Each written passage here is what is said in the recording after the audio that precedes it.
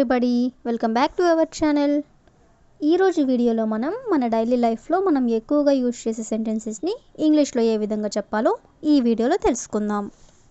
ముందుగా నా వీడియో కనుక మీకు నచ్చినట్లయితే లైక్ చేయండి, షేర్ చేయండి, అలాగే సబ్స్క్రైబ్ చేయడం మాత్రం మర్చిపోవద్దు. Okay, let's go to the topic. First one, పార్టీలో అతనికి ఇబ్బందిగా అనిపించింది. పార్టీలో అతనికి ఇబ్బందిగా అనిపించింది. దీని ఇంగ్లీష్లో he felt awkward at the party. he felt awkward at the party అంటే అతనికి పార్టీలో ఇబ్బందిగా అనిపించింది. నెక్స్ట్ వన్, అందరూ నన్ను చూస్తుంటే నాకు ఇబ్బందిగా అనిపించింది. అంటే అందరూ నన్ను చూస్తూ ఉంటే నాకు ఇబ్బందిగా అనిపించింది అని చెప్పాలనుకున్నప్పుడు దీన్ని ఇంగ్లీష్లో I felt awkward when everyone stared at me. I felt awkward అంటే నాకు ఇబ్బందిగా అనిపించింది. when everyone stared at me అంటే అందరూ నన్ను చూస్తూ ఉంటే. నెక్స్ట్ వన్, అపరిచితులతో మాట్లాడడం ఆమెకి ఇబ్బందిగా అనిపించింది. అంటే తెలియని వ్యక్తులతో మాట్లాడడం ఆమెకి ఇబ్బందిగా అనిపించింది అని చెప్పాలనుకున్నప్పుడు she felt awkward talking to strangers. she felt awkward అంటే ఆమెకి ఇబ్బందిగా అనిపించింది. టాకింగ్ టు స్ట్రేంజర్స్ అంటే అపరిచితులతో మాట్లాడినప్పుడు ఆమెకి ఇబ్బందిగా అనిపించింది అని. నెక్స్ట్ వన్, సహాయం అడగడం అతనికి ఇబ్బందిగా అనిపించింది.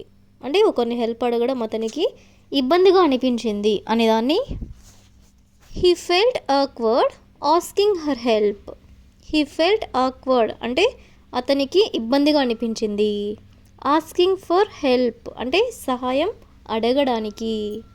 నెక్స్ట్ వన్, అతన్ని మళ్ళీ కలవడం నాకు ఇబ్బందిగా అనిపించింది. అతన్ని మళ్ళీ కలవడం నాకు ఇబ్బందిగా అనిపించింది అనేదాన్ని ఇంగ్లీష్లో I felt awkward meeting him again. I felt awkward అంటే నాకు ఇబ్బందిగా అనిపించింది.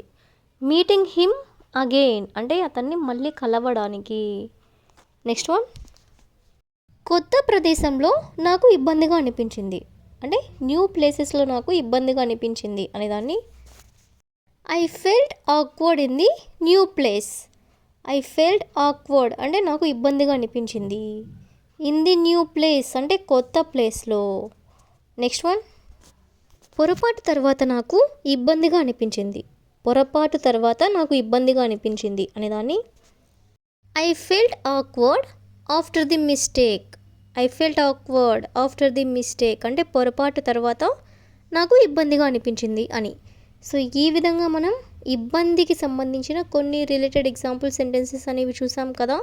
నెక్స్ట్ వన్ చూడండి, అదృష్టవశాత్తు అతనికి సీట్ దొరికింది. ఇలా అంటుంటారు కదా, అంటే కాలేజ్లో సీట్ దొరికింది అని ఇలా అంటుంటారు కదా. దీన్ని ఇంగ్లీష్లో by A stroke of luck he found a seat. By A stroke of luck అంటే అదృష్టవశాత్తు హీ ఫౌండ్ ఎ సీట్ అంటే అతనికి సీట్ దొరికింది. నెక్స్ట్ వన్, అదృష్టవశాత్తు వాళ్ళు త్వరగా చేరుకున్నారు. అంటే వాళ్ళు వెళ్ళాల్సిన ప్లేస్కి త్వరగా చేరుకున్నారు అనేదాన్ని by A stroke of luck they arrived early. By A stroke of luck అంటే అదృష్టవశాత్తు దే అరైవ్డ్ ఎర్లీ అంటే వాళ్ళు త్వరగా చేరుకున్నారు అని. నెక్స్ట్ వన్, అదృష్టవశాత్తు వర్షం సకాలంలో ఆగిపోయింది. అంటే టైంకి వర్షం ఆగిపోయింది అని అంటూ ఉంటారు కదా. దీని ఇంగ్లీష్లో by A stroke of luck the rain stopped in time. By A stroke of luck అంటే అదృష్టవశాత్తు the rain stopped in time అంటే వర్షం సకాలంలో ఆగిపోయింది. నెక్స్ట్ వన్, అదృష్టవశాత్తు షాప్ ఇంకా తెరిచి ఉంది. అదృష్టవశాత్తు షాప్ ఇంకా తెరిచి ఉంది అనేదాన్ని by A stroke of luck the shop was still open. By A stroke of luck అంటే అదృష్టవశాత్తు the shop was still open అంటే షాప్ ఇంకా తెరిచి ఉంది అని. నెక్స్ట్ వన్, అదృష్టవశాత్తు రోడ్డు క్లియర్ అయింది. అదృష్టవశాత్తు రోడ్డు క్లియర్ అయింది అనేదాన్ని by A stroke of luck the road was clear. By A stroke of luck అంటే అదృష్టవశాత్తు ద రోడ్ వాస్ క్లియర్ అంటే రోడ్డు క్లియర్ అయింది అని. సో ఈ విధంగా మనం అదృష్టవశాత్తు అంటే by A stroke of luck అనే వర్డ్కి సంబంధించిన కొన్ని రిలేటెడ్ ఎగ్జాంపుల్స్ అనేవి చూసాం కదా. నెక్స్ట్ వన్ చూడండి. నేను ఇప్పుడే ఆఫీస్ నుండి ఇంటికి వచ్చాను. నేను ఇప్పుడే ఆఫీస్ నుండి ఇంటికి వచ్చాను. దీని ఇంగ్లీష్లో I just got home from the office. I just got home from the office అంటే నేను ఇప్పుడే ఆఫీస్ నుండి ఇంటికి వచ్చాను. నెక్స్ట్ వన్, అతను ఇప్పుడే నాకు కాల్ చేశాడు. అతను ఇప్పుడే నాకు కాల్ చేశాడు అనేదాన్ని he just called me. He just called me అంటే అతను ఇప్పుడే నాకు కాల్ చేశాడు. నెక్స్ట్ వన్, వాళ్ళు ఇప్పుడే ఇక్కడ నుండి బయలుదేరారు. వాళ్ళు ఇప్పుడే ఇక్కడ నుండి బయలుదేరారు అనేదాన్ని they just left from here. They just left from here అంటే వాళ్ళు ఇప్పుడే ఇక్కడ నుండి బయలుదేరారు. నెక్స్ట్ వన్, నేను ఇప్పుడే నా హోంవర్క్ పూర్తి చేశాను. నేను ఇప్పుడే నా హోంవర్క్ పూర్తి చేశాను అని అంటుంటారు కదా. దీని ఇంగ్లీష్లో I have just finished my homework. I have just finished my homework అంటే నేను ఇప్పుడే హోంవర్క్ పూర్తి చేశాను. నెక్స్ట్ వన్, ఆమె ఇప్పుడే భోజనం చేసింది.